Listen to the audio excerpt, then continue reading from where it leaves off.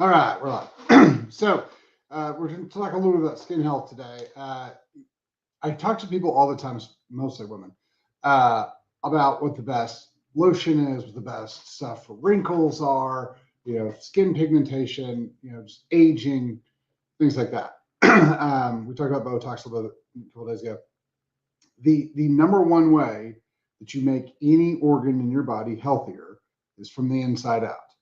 Um, One of the things we have to understand is that what you put in your mouth doesn't go in your body technically.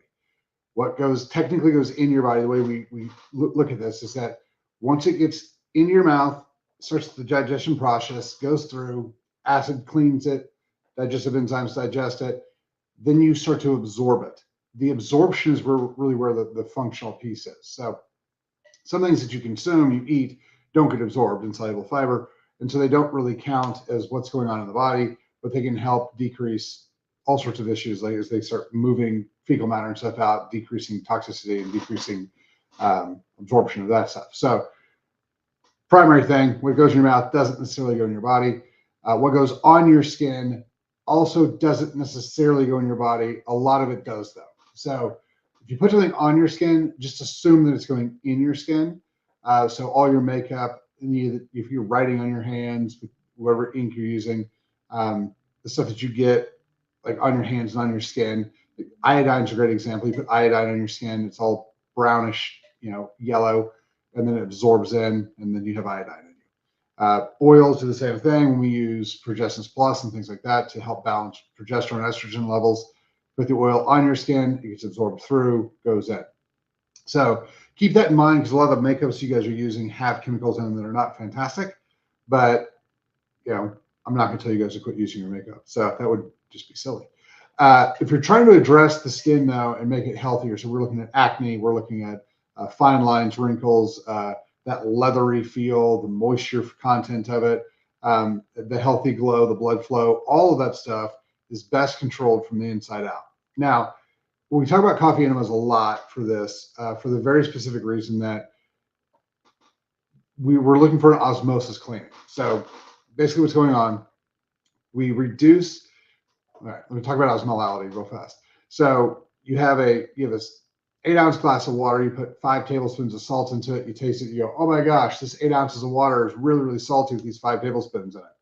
If you take that 8 ounce glass and make it 5 gallons, but you don't change the amount of salt that's in it, it tastes a lot less salty because the amount of salt per the ppm, the per million, is much less. Okay, so what we're trying to do is we're trying to remove the saltiness or the waste from the entire body. So when we do a coffee enema, it helps clean out the liver. And when we say clean out the liver, what it's meaning is it's breaking up some of these congested bile salts. It's helping to feed the body to kill parasites, which are causing all sorts of different metabolic issues, to give nutrients to the liver so it can help break down chemicals faster. It can help move the chemicals that's already broken down, the waste products out, so they'll bind and pull out. So basically, we're just feeding the liver so that it can do its job at a much higher rate. Okay. Now, the job of the liver is to clean the blood and the lymph. It's to take out all that salt, all that waste out of the blood and the lymph. So what we want is we want to say your blood and your lymph have this much waste in them, and your liver has this much waste in it. Your liver's not going to pull anything out of here because they're equal. If we can decrease the amount of stuff that's in the liver can now take out the stuff that's in the blood. And so as we do that, the blood gets cleaner and the lymph gets cleaner. Now here's what happens. So you clean the liver, it can pull the waste out of the liver, out of the blood and out of the lymph. The blood and the lymph's job is then to go around the entire body and pick up all the waste, all that extra chemicals, the reactive oxidative stress, like all the stuff the body doesn't want. It absorbs it through that osmolality, higher pressure gradient, lower, so that the bad stuff flows over here until they're even again. So the blood and the lymph can pull all that stuff out of your gut. You know, I see a lot of issues with inflammation in the ovaries and uterus. Cleaning the liver helps pull the inflammation out of there.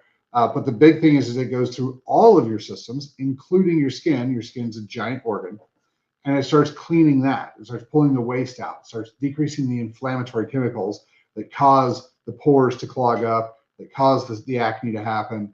And as we start cleaning those things out, we start seeing clearer and clearer and clearer skin. So as far as clear skin goes, you can boil this down to the same thing I always talk about is, good chemicals in versus bad chemicals out. So, if we're getting the waste out and we're getting the good chemicals in, you're going to be a lot better. One of the big things that we see with skin health is directly 100% related to diet. The amount of people that we get in here who have acne and rosacea and dry skin, and it's flaky, it's peely, it hurts, psoriasis, eczema, all that type of stuff. And we change their diet. So we take out the things they're sensitive to. We take out the things that are inflammatory just on the surface, and we move them over to something that is going to help their body function a little better. We see tremendous change.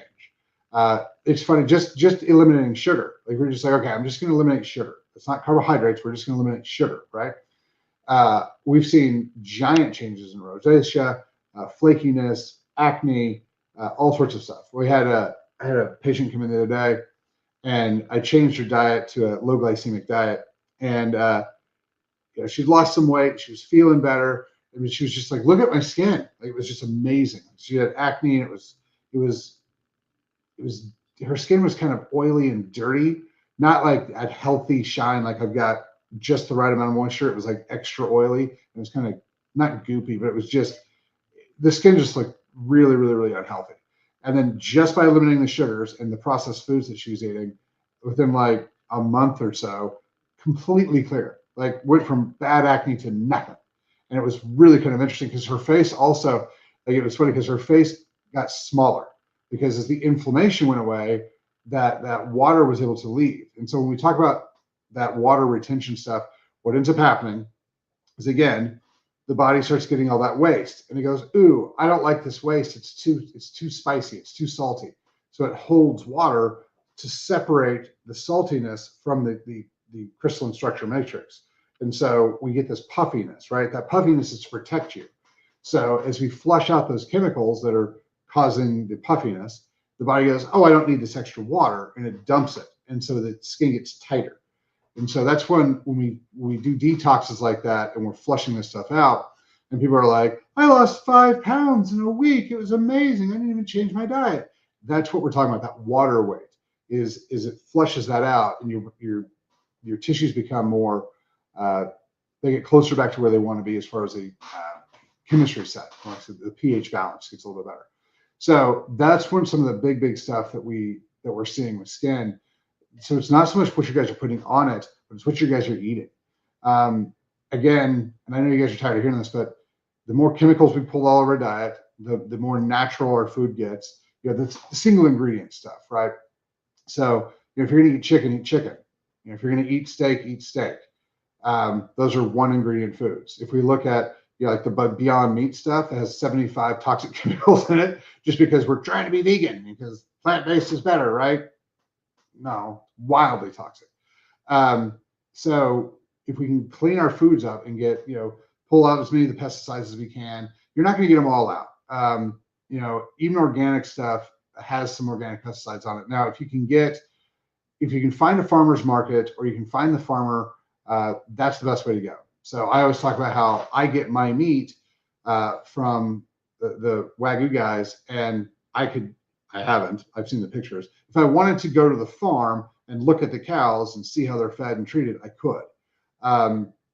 But the thing is that I know from, working with the people, what they're getting fed, where they're grazing, the whole thing. So I know my food is especially clean. So if you've got farmers markets around you and stuff like that, that's a great way to go. There's a lot of confusion about, what you can and can't eat. And the problem is, the reason there's confusion on that is because it's different for every person. Like there's, look at peanut allergies. Like those guys can't eat peanuts. I can eat peanuts and, they're great. But if somebody else eats them, they can die. So if you have, food sensitivities to specific things, that's going to be another issue that's going to make it not healthy for you. I've seen lots and lots of stuff. I did a reel about the apples thing, which people are just losing their mind over. So real quick on that, genetically modified stuff is bad across the board. Don't get genetically modified stuff. Everything's going to have you sprayed with chemicals unless you can find like a small farmer's market and get stuff that is clean or cleaner. So the best thing you can do is consume the foods, have a good time, but increase your body's ability to detoxify. So methylated B vitamins, NAC, coffee enemas, that type of thing. Sweating's fantastic. Gets a lot of that waste out. But if we're focusing more on what our skin's going to look like, we want to focus on what we're doing on the inside of the body.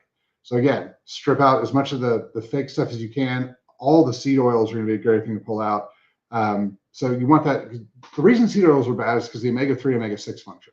So the more omega-3s we have, the better the body processes. The more omega-6s we have, the worse it processes. There's a limit on omega-6s. We do need some, but we're getting about 1,000 times more than we need, and that's causing a chemical imbalance. It's causing some problems. So that's where a lot of that goes. Plus, a lot of those seed oils and stuff they're hydrogenated and they're really, really messed with. So be a little bit careful with that stuff. But the more, like I said, we clean the inside, the better you're going to be. The fastest, easiest, cheapest way is with coffee enemas. It's the only process I know where you get the best, the fastest, and the cheapest all in one thing. Usually you get to pick 2 of those 3 things. So, we've had tons and tons of people who start doing coffee enemas and their skin clears up and their energy comes up and they feel better just because their body is able to clean that liver a little bit, and the liver is then able to decrease all the waste that's in the blood and the lymph. The blood and the lymph go to decrease everything else. So when we talk about, like, for instance, inflammation in the gut, there's only one way to pull the inflammation out of the gut. Well, that's not necessarily true. The best way to pull the inflammation out of the gut is to clean the liver, have the liver use the blood and the lymph to clean the inflammation out around the gut. The other thing is to quit eating things that cause inflammation. Like I always tell people, before we start doing detoxes, stop poisoning yourself. So if you're eating a bunch of seed oils, stop that.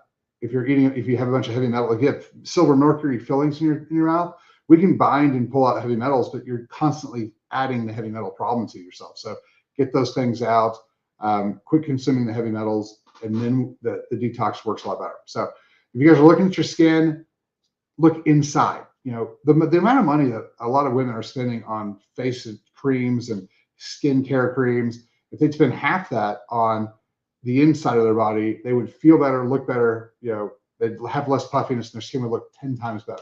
If we're looking for a long-term solution, the best long-term solution is fix it from the inside out.